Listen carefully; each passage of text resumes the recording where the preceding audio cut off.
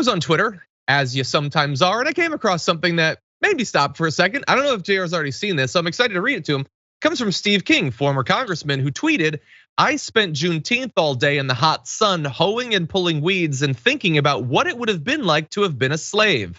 At the end of the day, I thought about what it would be like to be an aborted baby. I got to see the sunrise and the sunset."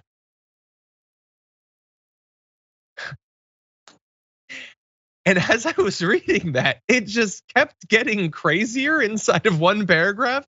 And I thought, well, surely this is not a real tweet, even for Steve King, even in these trying times. That couldn't be real, but no, it checks out. Every bit of that was real and intentional. And a human with the technically functioning brain typed it out, JR, and sent it. He spent a day hoeing and weeding and thinking about what it would have been like to be a slave. And then he pondered what it would be like to be an aborted baby.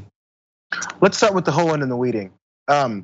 Because apparently Steve King, who's a rabid racist, reasons why his name is Steve King and no longer Representative Steve King, it's because he's a rabid racist. Remember cantaloupe calves? Calves the size of cantaloupes because they're hauling pounds of cocaine and marijuana through the desert, talking about folks that are trying to find life.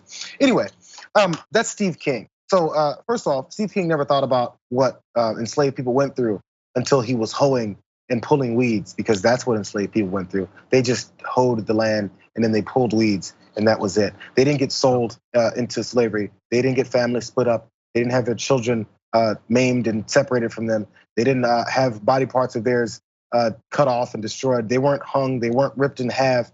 They weren't sicked and attacked by animals. No, none of those things happened to people. Maybe if Steve King went through those things, maybe if he went through what they called breaking people, maybe if he went through those type of things, he would talk about how he understood what enslaved people went through in America. But again, this is maybe he needs a couple lessons in CRT. Maybe he needs to actually learn about what happened within our history, which, by the way, CRT is not that. I'm just saying that because that's what they're saying it is.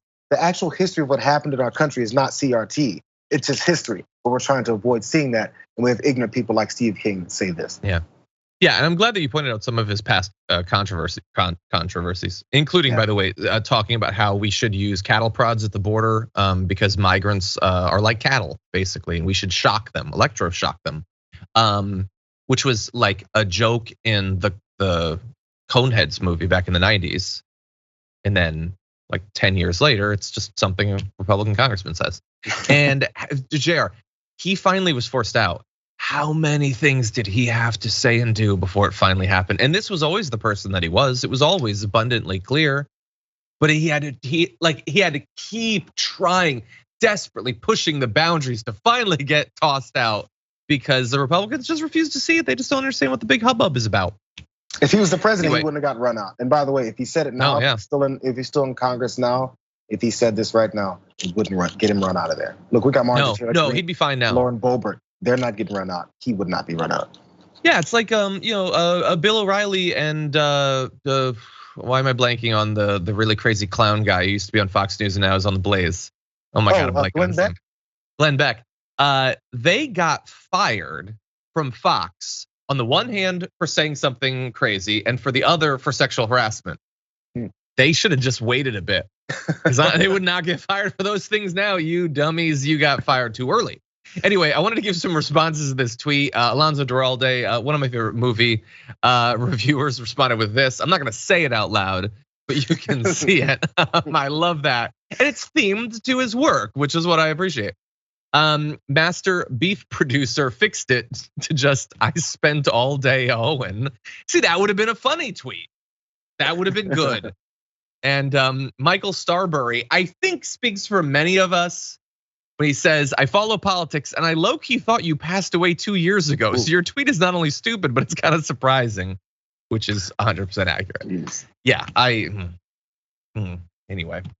What purpose does Steve King have in tweeting this? He's not in Congress. He's not in Congress. You could have ended that sentence earlier. What point does Steve King have?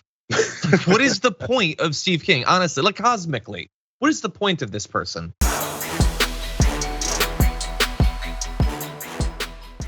For more political news breakdowns, interviews, stories of activism, and me trying my hardest to care about the occasional big celebrity news story, subscribe to our YouTube channel at youtube.com/thedamagereport.